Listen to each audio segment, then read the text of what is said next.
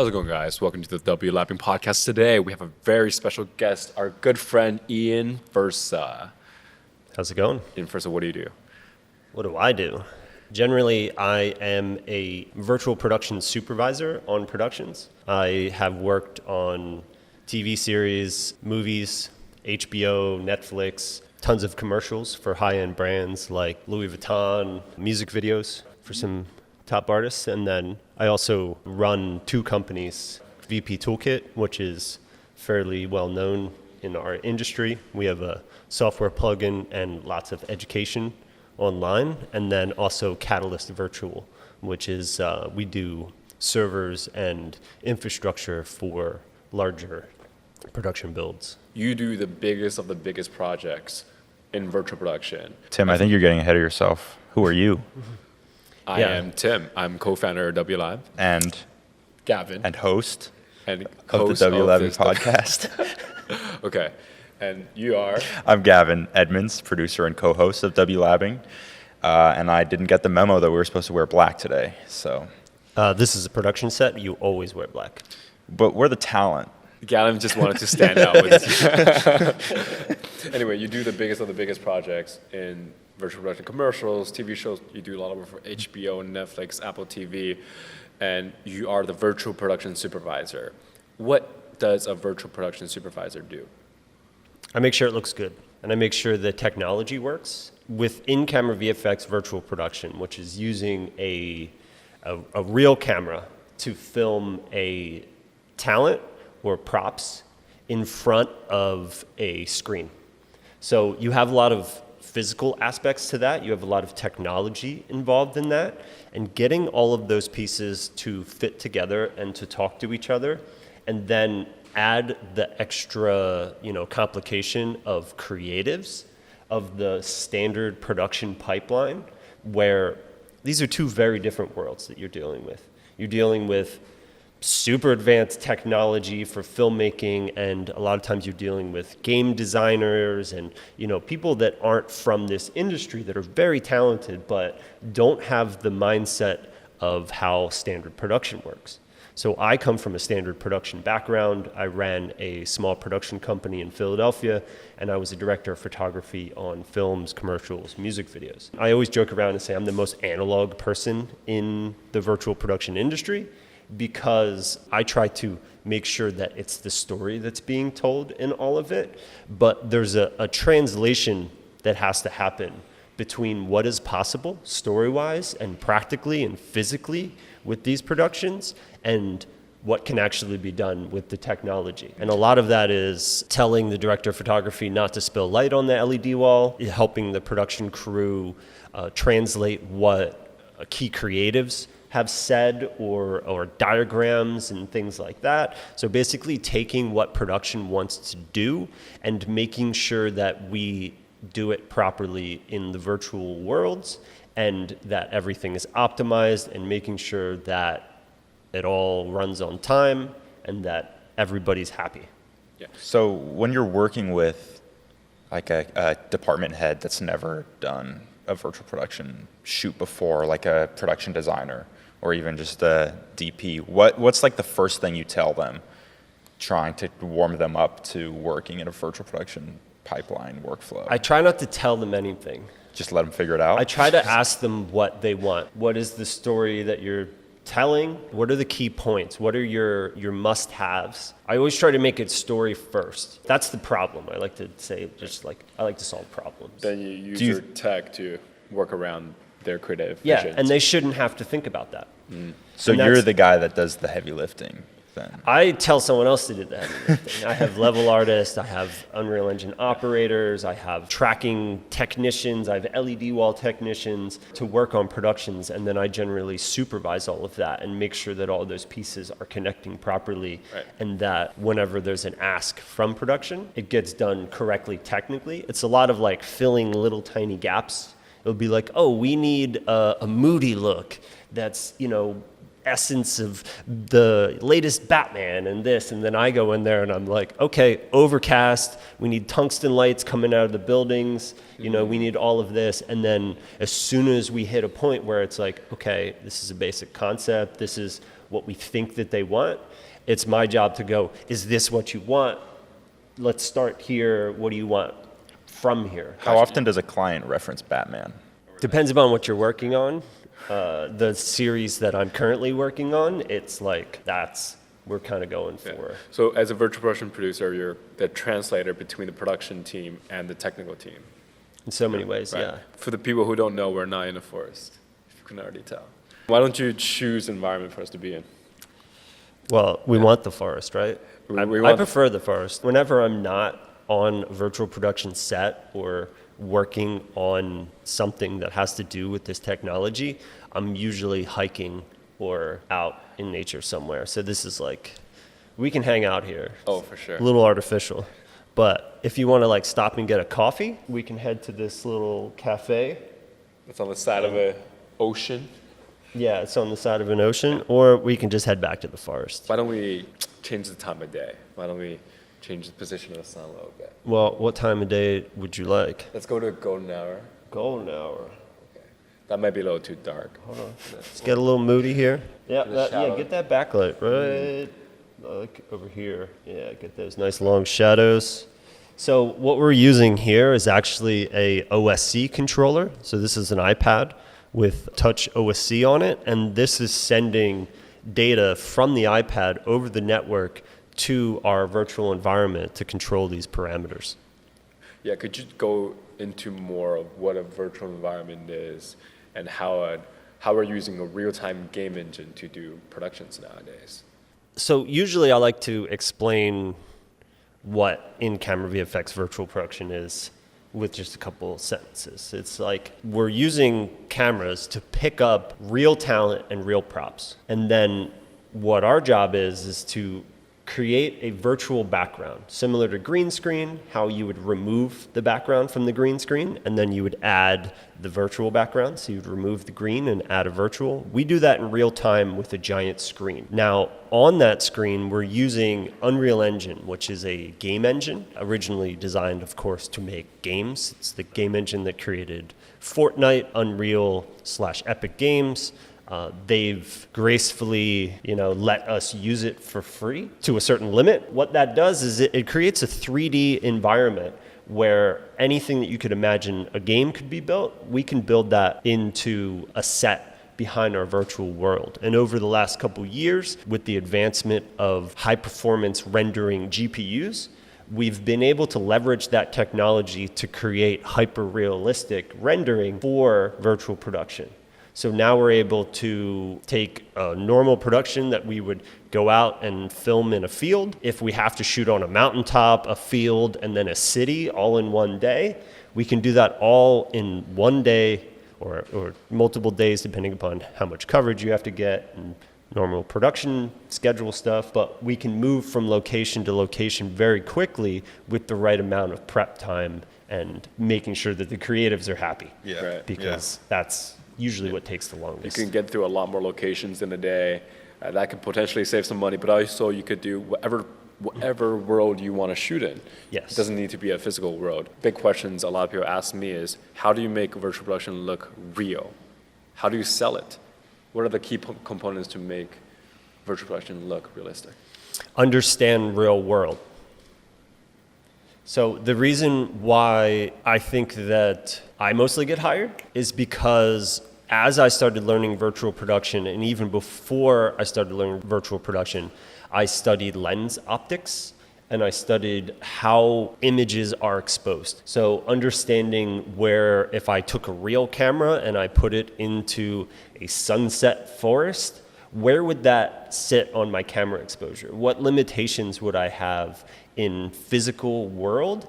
And then I just try to emulate those aspects into virtual filming. I'm literally taking, the sun usually sits here, and if we were out here, we'd be using an overhead diffusion or whatever, and then that's how I know, and if we were at a larger budget, maybe we'd have some brighter lights, we'd be able to actually compete with the sun, so then we'd have these types of ratios, and then I make sure that when we get on set, it all translates to that. Plus understanding your physical aspects of like where assets are. You can't have virtual assets in the physical space. You want your things to be placed realistically. You don't want like patterns and all kinds of stuff that just completely gives away the fact that it's not real. So know what the real world looks like. On a virtual production set, do you think that just comes naturally to you? Or is it all very calculated? A lot of the exposure aspect of it is calculated. I was a director of photography, so I look at a monitor and I go, I want this to be brighter, I want this to be... So now I'm actually doing almost the reverse of that. When I was a director of photography, I would look at the image and go, I want this, and I want this, but I can't physically get that because it's just... I have to deal with how many grips I have on set and how many lights we have and what exposure we have and what equipment we have and what time we have for each shot. Now I'm looking at a scene and go, if I had all those limitations, what would this shot that we have no limitations for look like? And then that's what's real, because that's what makes it look real. Is there a time or that you've worked on when a client's come to you and they want to do something that's not like the real world or photorealistic? Yeah. And does that like drastically change your process, or do you bring the same principles to that just in a more kind of stylized way, I guess? I generally try to bring the same principles, but exactly in more of a stylized way. And I try to reference what the client or head creative, sometimes you're on a commercial, it's the client that's really making the decisions, but your head creative should be making a lot of those stuff for, I can't say who it was, but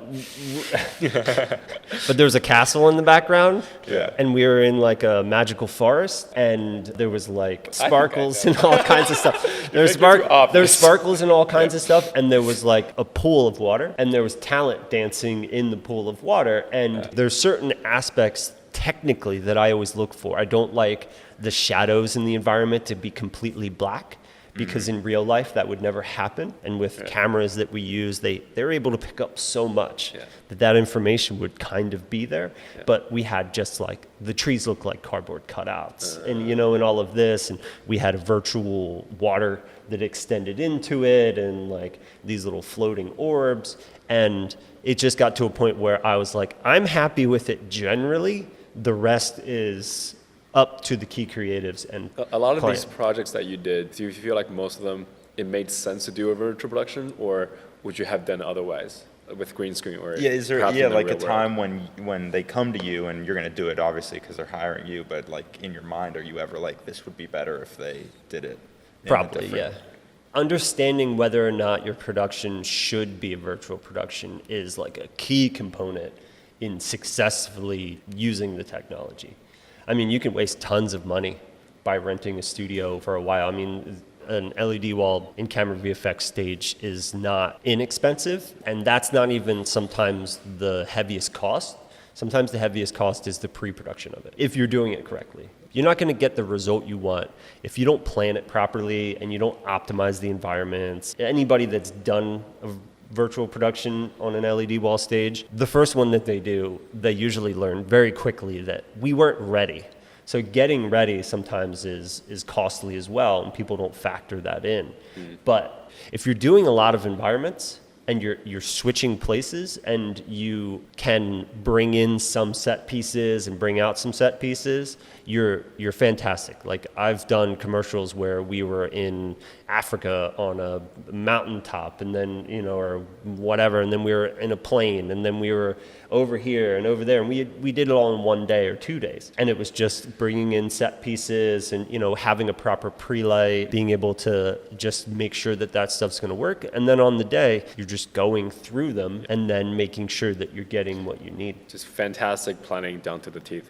I would love it if you could take us through your pre-production process for a project. Give us an example of a project that you did great pre-production for. I usually say there's 2 to 3 different classes of that. There's a commercial or a music video where we have 2 weeks, and then there's a TV series or a movie where we have 6 months, and those look very different. Let's start with the music video. I know you did a music video for 21 Pilots. Yeah, the 21 Pilots music video, we did a lot of really good set blending. If you see that video, it was for Shy Away. They're in this world and the drummer's on the set. They actually built a rig so that the microphone was connected to the camera. So when you talk about keeping your tracking going. This guy could flip the camera upside down with the operator. Tracking was a nightmare. Luckily, we were using Moses, which is just like stays really locked in. So if you're going to be doing something like that, it's like you're going to want something that can't be blocked. Shout out Moses. Yeah, shout out to Moses. What is Moses? It's a tracking system. Similar to what we've got on the top of the camera there? Yeah, so currently with this setup, we're using Vive Mars, which is a fantastic tracking system. Really good for small commercial stuff and being able to move around your setup and recalibrate easy. A Moses system takes like much longer to calibrate, takes much longer to set up. You have to have stars on the ceiling. It's a small IR camera that picks up little reflectors. It's basically like it sees stars and then it can calculate where it is. Takes a while to set up, but once it's set up and you don't move around anything, and as long as you're not blocking all of the stars, it knows where it is at all times. Right. It's military grade. Right. But when like something has a lot of movement or different is in camera, like the camera's moving around a lot or it's very fast paced, is that a kind of setup they would typically use for tracking? Yeah, like a system like Vive Mars has a very limited area that it can track in, where a Moses system, you could have the ceiling covered with stars and you could go anywhere in the studio at any time, at any angle. Yeah. As long as it can see the stars, it knows where it is. In the pre-production of that, we had vetted some levels. The levels were built by, I forget the company, but they generally did video games and they did a lot of YouTube content, a lot of VFX stuff. It was actually, they do some really cool content that's really popular. They did something with Mr. Beast, I believe, at some point. I think they were With actually the Squid part of Game video? they were actually part of the Squid Games, wow. the guys that did that. And then AJ and whatever, I forget his name, were the directors. In the pre-pro process, they had done the initial setup, but in that setting, we actually did a lot of stuff on set. Like the gas station scene, there was a point where the director was sitting there. This is another reiteration of what my job kind of is. The director was telling the artist where to put telephone poles and all this stuff, and then he just looked at the screen and was like, you know what, I think I messed this up. Because it was like, you know what I mean, he made like infinite telephone poles and like, this giant parking lot that like it didn't quite make sense. So when he walked away, I was like, listen, I heard what he was saying and I think I know what he wants. We have to just rein it back in to what we know is going to look good. And they had practical pieces on set, so I was like, they're going to want to put those here.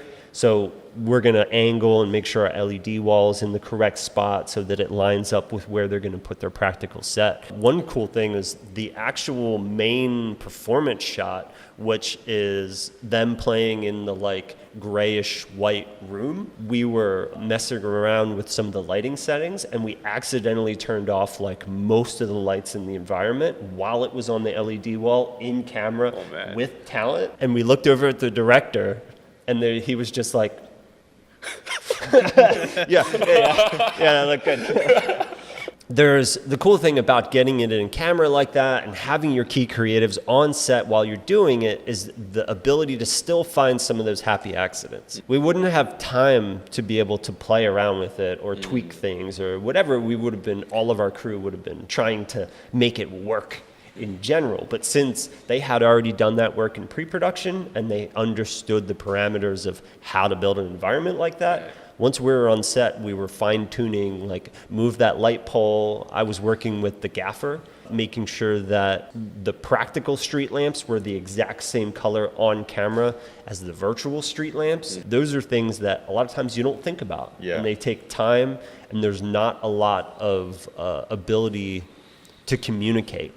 Yeah. Well, I think that's to a lot of... there's no standards for it right now. Yeah, to a lot of filmmakers and artists, I think that's what's so appealing about the prospects of virtual production is you still have that ability to improvise on set to a certain degree, and you can see it all, and you can see it there, and all the key creatives can have input instead of doing it all in the back end with a VFX team on a green screen.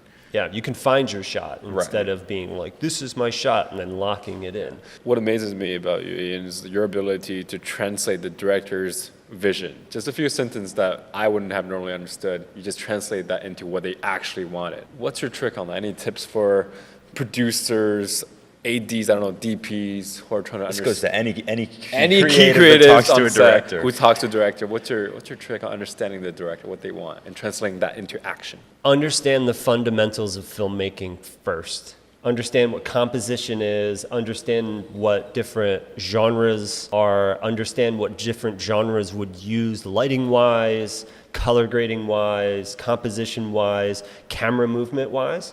And then that gives you, a toolbox that you can reach from anytime a creative says, I need a house built and I want it to be like this. I can pull out this style.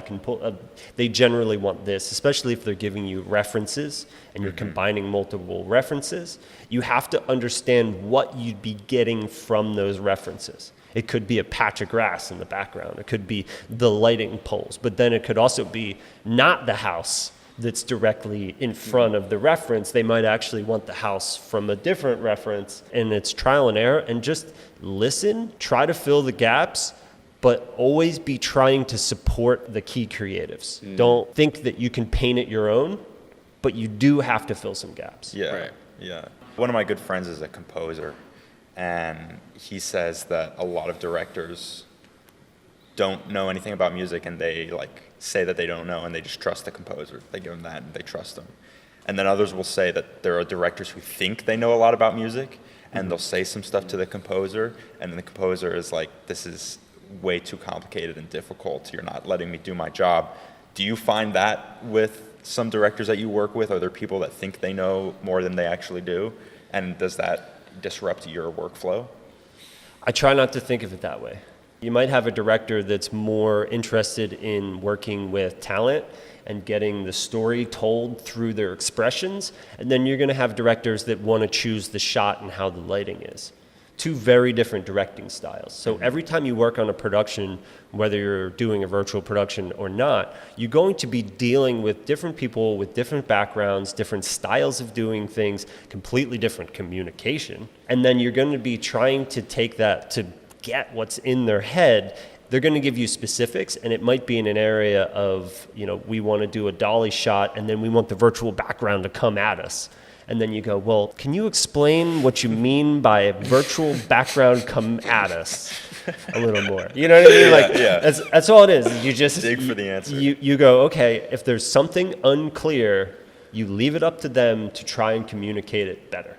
Because if you just make a background that comes flying out and then they're like, that is not what I wanted. You go, okay, well, let's start there. What do you want? Yeah. I think I know what you want. It's a great idea. But could you give me 3 references, 3 video references? Find me 3 shots in films that you love that are similar to what you're trying to achieve here. It's just building that communication of how they want to tell the story, and then it's up to our department and us to define how that's going to be done technically. Right. Ian, you're probably one of the most experienced individuals in the world of in-camera VFX and virtual production. What are the pieces of work that you're most proud of that you've done? It's always funny because every time I say one that I'm the most proud of, a lot of people always ask me, when you're on set, did you have fun doing it and all this stuff? I'm like, no, it was a nightmare. Usually the ones that you walk away and you're like, wow, that actually turned out pretty good. You're on set and you're like, there's no way this is turning out good. Just because it's that creative process of finding the shot. In the music video for Enrique Iglesias' song, I forget what the song name is. It's Spanish, so it's a little outside of my memory. But we recreated the Brooklyn Bridge. Oh yeah, I saw that on your Right. website. So we had a bunch of shots, and Why not shoot at the Brooklyn Bridge? it's too expensive. You got to get a lot of safety permits too. There's all kinds of stuff, yeah, and you got to light it. just shoot You don't have everyone control out. over it, and we you also got we also had to pedestrians, do you got cars, you got a so much Manhattan noise. apartment, and then we had some graphic stuff that we were doing, and then they were shooting some other stuff with the model in the other room. It's tons of stuff. But Peely, who was the production designer, she did an amazing job. She's done some stuff for Alicia Keys, and she basically just built the front facade physically of it. And originally they were like, we want the background to be like overcast and like clean, soft lighting. And then by the end, we were all tungsten lights, all sunset, completely different than the original, like what they told us they wanted the background to be. And you changed that on set? That was like... So while I was on set, I'm looking through the camera feed and I'm dialing in the textures of the bridge to perfectly match the coloring. And anytime we change the sun at all, it changes the gamma, which changes the exposure, which changes the saturation, which changes the hue. And then you have lighting spill. So like blending that set is one scene that I think I'm most proud of. The work that I'm currently doing, I'd probably say I'm definitely the most proud of as a supervisor. Right. Currently working on a series with 60, I think we have 68 environments currently, Wow. and they all are like major landmarks throughout the world. And So you had to model them off of the real pictures and the... photo references, downloading already existing models, any type of layout stuff. We actually find a lot on Instagram because some of these places are like museums and things where they don't have a lot of internal photos that we can find because they're not trying to expose that. But then if you actually look up Instagram tags, you'd be like, what is that? What does the color of that flower on the wall really look like? Yeah. A lot of our collaborators and clients would ask me, are we allowed to use any assets on a commercial shoot or even on those TV series that you're doing?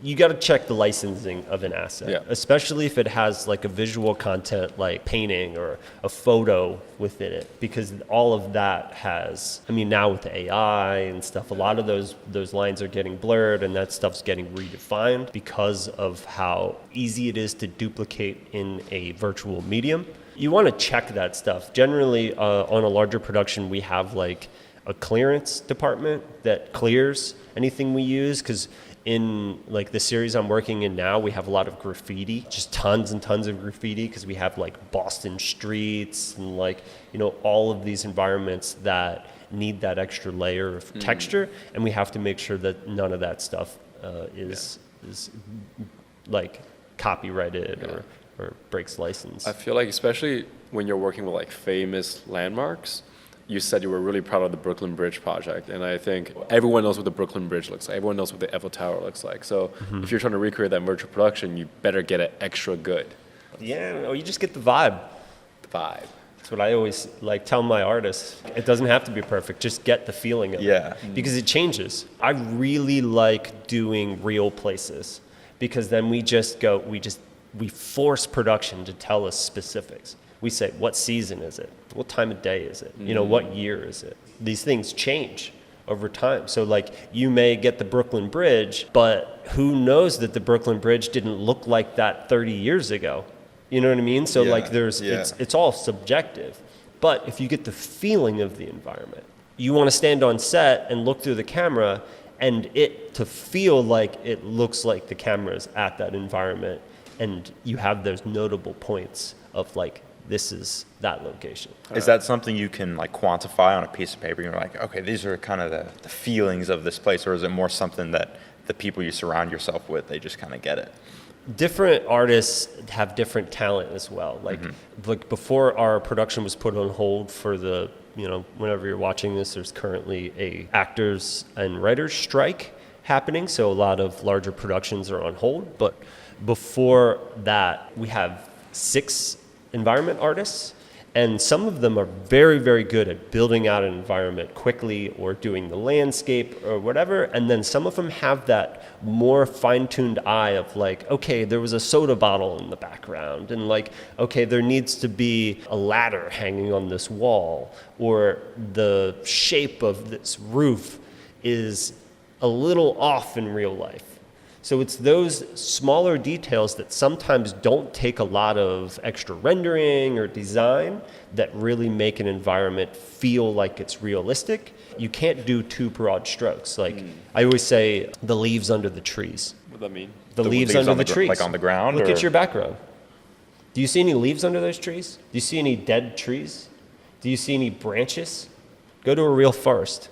The whole entire ground's going to be covered with fallen trees, with branches, with leaves, and that's like the thing. You do a beach, you got a palm tree, there's going to be pieces of the palm tree underneath the tree. There's going to be footsteps. Yeah. You'd never have an environment like this without a trail going through it. Wow. That's crazy. Because you always have to add that human, that natural element, that aspect. You know, one of these trees would probably be dead. Like, you got to add that variation, and it doesn't take much. You just have to understand that when you look at it, you got to feel whether or not it's missing something. Right. Maybe missing another layer that you're not seeing. Guillermo del Toro always has said, like, some of the best directors have started off as animators just because you have to pay attention to all those little details in order to make something feel legitimate. And I guess that goes to almost any kind of creative aspect. But really in this virtual production stuff, like the people that build these environments or put it all together can come from almost anywhere beforehand. Where did you come from? What gave you the knack for all these little details? I just like light. Yeah. And storytelling. And so, I mean, I had some technical hobbies. I used to fly FPV drones before it was like big, where you had to custom build them from scratch and program the. Is that before there were all these FAA regulations? Yeah, it was before that. I always had those types of things as hobbies, and I was originally, actually, before I got into production, I was an audio engineer. So I always liked studying acoustics and audio design and things like that. And then when I got into cinematography, I really fell in love with light. I even started studying particle physics for a little while because I wanted to understand how you can manipulate what is physically happening to tell a better story. So that's understanding the characteristics of a lens, that's understanding contrast ratios, how do you use that to draw the eye, how do you use that to tell a better story. And then I was studying color science and all of the things that kind of make it look more realistic. And then when COVID hit, I bought a couple Vive trackers and boot camped my iMac and started learning virtual production. So when I first started, I had that background as a cinematographer and had been already studying lens optics and camera exposure and dynamic range and all of those fundamentals. I was already playing with projectors as well, so I understood how to expose a projector to be at a certain spot within the camera's exposure and things like that. There was no videos on how to do this when I started. There was none. There was like a video where somebody showed you like, already set up, and that was it. We were handwriting and display configs. We had a text document that we were like, the screen is this big and it's this far away and it's this, and it was all just written in code. The analog of virtual production. Yeah, I learned through just obsession, you know what I mean? It was COVID, we had nothing to do. So I spent 16, 17, maybe even longer hours a day just in my little studio nonstop, learning how to do this and obsessing over it, just trying to get to the next point. How do I get it to here? How do I get it up on the screen? How do I get the camera tracking? You know, how do I get it to more emulate the lens? How do I get the exposure to look better, the depth of field? Just obsessing all of those. And every time I brought it up, I'd go, this isn't right. There's something not right about this. What is it? You know, let me try and quantify these things and learn them better. So then when I started putting out me just shooting some talent in front of a projector, it actually looked better than most people that were putting out large LED wall stuff at that time. They were coming from more of a broadcast background, and I was coming as a cinematographer. So I knew how to make it look right, even though it was pretty cobbled together. Yeah, that's what we found with a lot of this industry in general. People go very expensive. They want really big, expensive equipment, big walls, but that doesn't necessarily mean you're going to have a better end Slows you down. product. Right. So it's all about how you utilize your limited resources. And what serves a story best, as you were saying earlier. Right. Yeah, and sometimes limitations actually create better creative. And we know this in production in general. Like, the moment you go, okay, you have an unlimited budget, it's usually a bad film. Yeah. I mean, we've seen that this summer with all these $350 million movies just tanking. Ooh, thoughts on Barbie? That's not I really tanking, enjoyed though. Barbie. Mm-hmm. I liked it too. I really liked it. I think Did they use any they LED used wall some very stuff? minimal though. They did use a little bit, but very, very limited. Most of it is all practical effects where they literally have motors and things moving past and things on carts and conveyor belts and all kinds of cool practical things. What's with this new age of filmmakers trying to go practical instead of doing VFX? I think, I mean, me personally, because I have a friend of mine who Because it's hard. is like all practical, all analog, shooting on film kind of guy.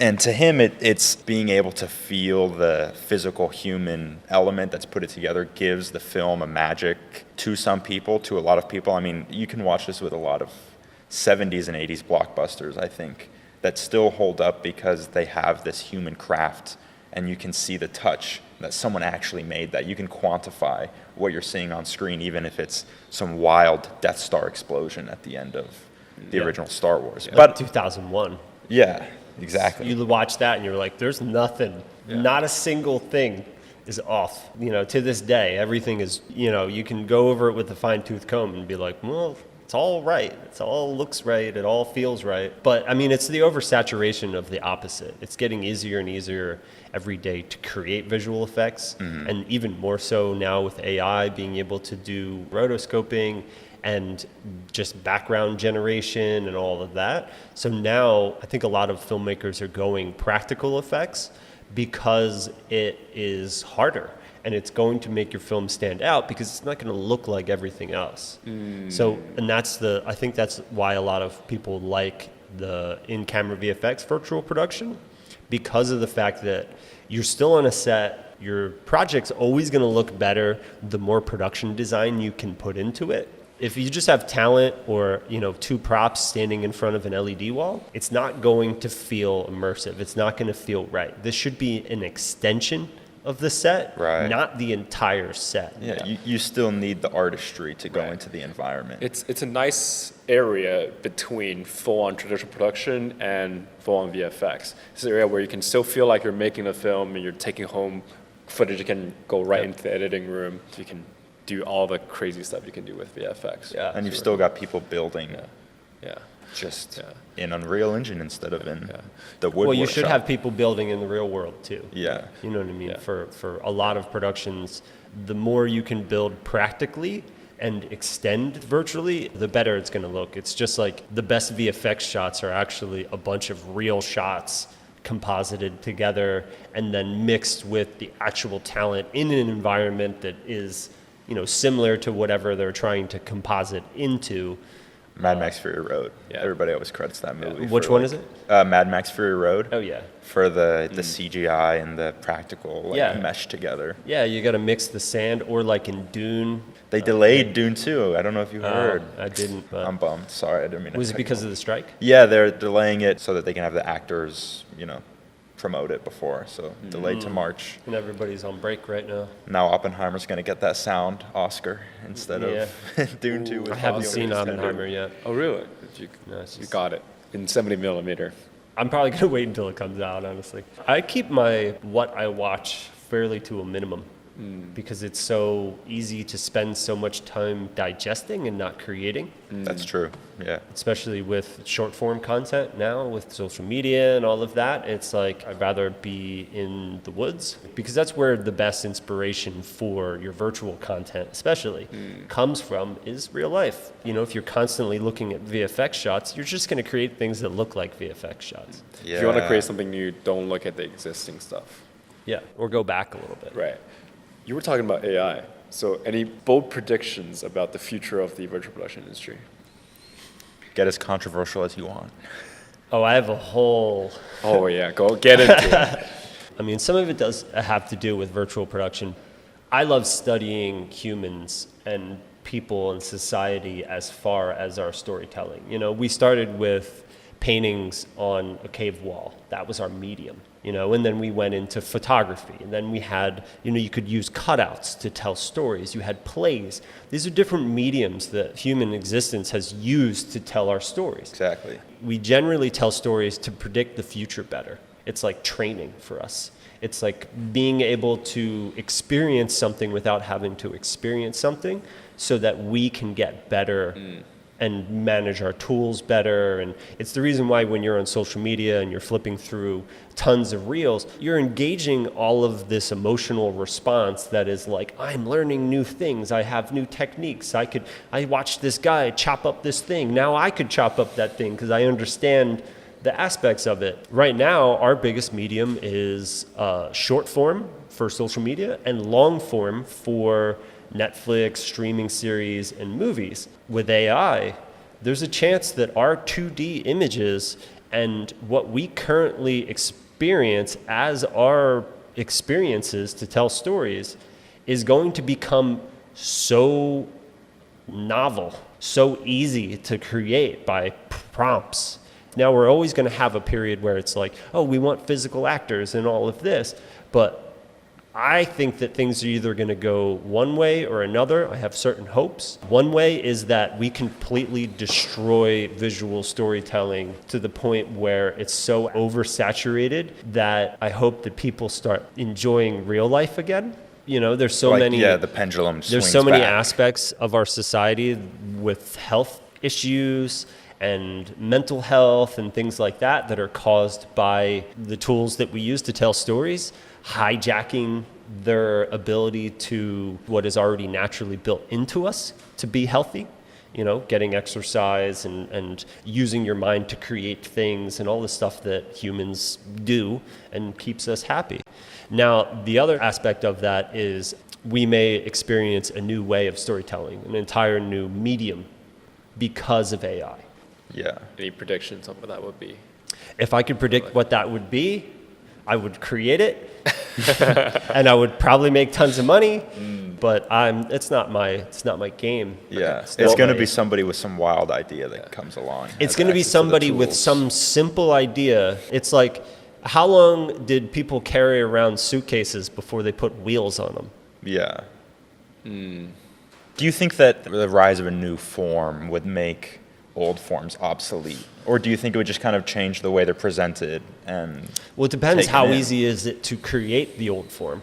Yeah. If it's talking into an AI, then there's no value to it. The analog Try and be a photographer, right? that I like to think about is before photography, a lot of paintings tried to go for photorealism, and painters went for putting a mirror up to the world. And then photography comes along, and over 150 years from the 1850s to the 21st century, you see a lot of movements within paintings that become a lot more abstract, that become a lot less a reflection of the real world and more so a reflection of forms and colors and the human mind. Because you might as well just take a picture. Yeah, it's interesting to me to try to think about like what that could mean for filmmaking or just the visual artistry we have now. If all of a sudden it's easier to make what we're making now in a new form, what is this form going to evolve Try and be a into? photographer now. Try and be a professional photographer now. Imagine how many professional photographers there were 10 years ago. Now there's a tenth of that. Because of iPhones. Because now everybody can be a photographer. Now everybody can be a filmmaker I hate iPhone without cameras, having though. to learn the technology of it, and you don't have to hire talent. It just gets generated. What we currently experience as filmmaking or telling stories is going to be around. Now, is it going to continue to be the fundamental main way to tell a story and to experience storytelling? I don't think so. Will AI or technology put filmmakers out of jobs? Yeah, it already is. It's going to put so many people out of jobs. As a society, we're going to have to redefine what jobs are, because we're going to have so many people that leveraged a skill that an AI can do better or faster or easier or whatever. And it doesn't matter how novel it is. And you'll still have the people that are very good at it that do, it will become an art, just like paintings did. Painting was fundamental. You had to hire a painter if you wanted a photo of yourself on the wall. Then you had to hire a photographer. Yeah. I think our society is going to shift heavily to the point where there's concepts that could be created that are outside of our ability to perceive or say. So that's the dangerous part. Yeah. Let's A lot of bring this people conversation talk about. back to virtual production. What are some crazy developments in virtual production specifically that you've seen? The most exciting? Well, we actually use AI. It's a little controversial currently to generate things from other things using it. So we use it for like tiling textures and things like that, where if we have a floor and we have a specific like tile that we want to create that floor, we can give that to a generator to create a pattern. Easy generation of assets is what's around the corner, is the ability to be like, I need an orange cat that's running down the street, and then you're just like, you can get a 3D virtual orange cat running down the street. A lot of the new stuff from Unreal with the face capture and the performance to MetaHuman is taking huge leaps. Some of that is starting to really get to the point where you're like, that looks real. It's so scary. I saw And he's using an iPhone. the MetaHuman animator demo videos. Yeah. Did you see that one? Yeah, definitely. I was shocked. I was like, is this real? Is this not? I couldn't tell. And then when I realized it was fake, it completely blew my mind. I was like, what are we doing here learning filmmaking with a camera when in the future there's no more cameras involved in filmmaking? Maybe. All right, what is a metahuman, I guess? Could you explain? MetaHuman is actually an Unreal Engine term. It's a virtual character which we've been using in VFX forever. That technology of MetaHumans is specifically, it's trying to achieve photorealism of human movement and texture and hair and all of that, to the point where you can use virtual actors in place of real actors with ease. Do you think there will be controversies or pushback in that sense? I mean, there kind of already is. It's a big part of the SAG strike is about the scanning of actors and use of that. What do you see as like in the next 5 or 10 years? How does that technology realistically get implemented into a production? The same way it kind of always has, just with new rules. We've been doing anti-aging. We've been bringing back dead people. Yeah, it's so weird in my opinion. I think the legal aspects of things are what is currently being debated to be redefined, because the livelihood of some people is their face, what they look like and how they sound and what their mannerisms are. And so now technology has gotten to the point where it's fairly easy to replicate those things. So they're almost being devalued by larger productions and by larger corporations. So over the next couple years, we will have to redefine what that value is and how to control that legally. Because right now, it's the Wild West. Yeah, right now it's the Wild West, but like I said before, we're in a transition period. It's things we've been sitting, not changing much as far as our storytelling medium and how we deliver it for a little while. Have you used MetaHumans in any of your previous projects? Oh, I use them a ton. Okay, which ones did you like really push the limits of how many MetaHumans you can put in there? Because they're super complicated, 500,000 like polygons. Now, if you use the right LODs, which is the level of detail. A MetaHuman, of course, is a virtual character that you're putting in your scene. Generally, the ones that are made by Unreal, that are termed MetaHumans, they have very high resolution skin, hair, textures, their eyes, everything is hyper realistic. Now, you also have the ability to make them not hyper realistic, to bring them down into a video game mobile character. If you actually go to the VP Toolkit YouTube and you watch any of the tutorials or any of the videos or some of our promotional content, a lot of that was filmed with like 5 or 6 MetaHumans in the background virtual environment, just doing things. Like there's 2 of them having conversations. They work very well for background extras because they look realistic. You just have to give them animations that make sense. So I use a lot of stock animations and then loop and blend them so that they just kind of blend together. So they're like walking, you animate a chair coming out, you blend that, and then as soon as they sit down, it blends with them talking, so their hands come up. But you can use a motion capture suit or now markerless motion capture, which is basically using a couple of phones or GoPros to film people just doing things and then translate that into animations to be used for these metahuman characters. Wow. And it's all free. So anybody that constantly say, I want to get into this, and I say, why are you just not already in it? Because it's all available. There's so many tools that there's no, it all depends upon how much time you want to put into it to learn these tools. But they're always changing, which is tough, staying current with them. We're going to kind of Got to stay flexible. wrap this podcast up by asking you a few questions for the younger filmmakers, just filmmakers in general who wants to start out with virtual production or get a job in the industry. How should they start? Start making stuff. If you want to do this, there's tools available. You can reach out to anybody that is currently doing this and say, hey, I want to be a part of it. I want to help. You're probably going to get back whenever we have a time where you're going to be useful. We'll let you know. But this is a tool that has no barrier to entry. Yeah. Besides a decently performant computer. I learned how to do in-camera VFX virtual production and did my first 3, actual like proof of concept shoots on a boot-camped iMac. I taught Microsoft production studios in LA during COVID remotely how to do in-camera VFX from a boot-camped iMac. Wow. And I had never touched any of the stuff that I now use. Yeah. All of the high-end equipment. My main working computer currently is a laptop, a gaming laptop. I have a company that, we build high-end systems for this. For my daily use of Unreal Engine levels, I don't use any of that. I just use my laptop. You just got to jump in. You just got to jump in. You got to spend the time with it and create something. Yeah. Create something, show that something, create something, show that something, constantly learn. And that will get exposure. That will get you out there.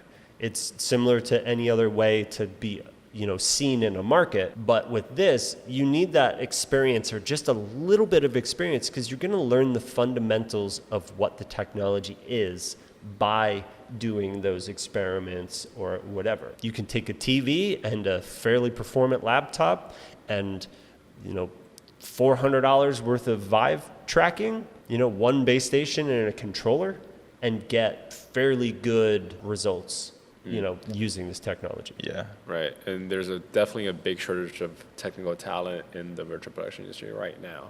Yep. And specifically, what should they be learning other than Unreal Engine? Filmmaking.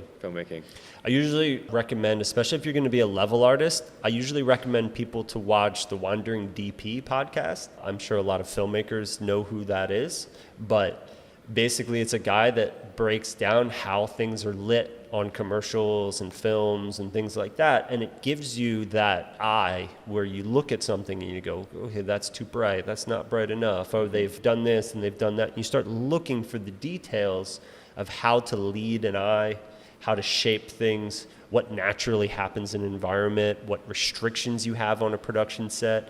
And that's how you make your production, whether it's virtual or in real life, go from what you'd consider amateur or non-realistic or whatever to another level of storytelling. Anything you want to say to the audience before we wrap this up? I'll just say my call out. Of course. I'll see you in the next one. Okay. Well, so thank you so much again for your time and expertise. Check out VP Toolkit. It's at vptoolkit.com. It's vp-toolkit.com. You can find me on Instagram and VP Toolkit on Instagram at Ian Fursa or at VP Toolkit. You can also find myself and VP Toolkit on LinkedIn, which is a big one. We do a lot of posts, but if you head over to our website and sign up for our email, it's a very good way to get updates on things that we're doing and stuff that is going on. And if you're using our stuff already, make sure you tag us. And if anybody has any questions, just reach out. And if you're looking to get into this technology or leverage it for your own production company or studio, we have level artists that are experienced in this. We have production crew that have been through this. I supervise all of the operations of our company to make sure that everything that we're doing is going to be up to par and that we're telling good stories. Beautiful. Awesome. Thank you, Ian. Thanks, Ian. Yeah, thank you guys. See you guys next time. All right.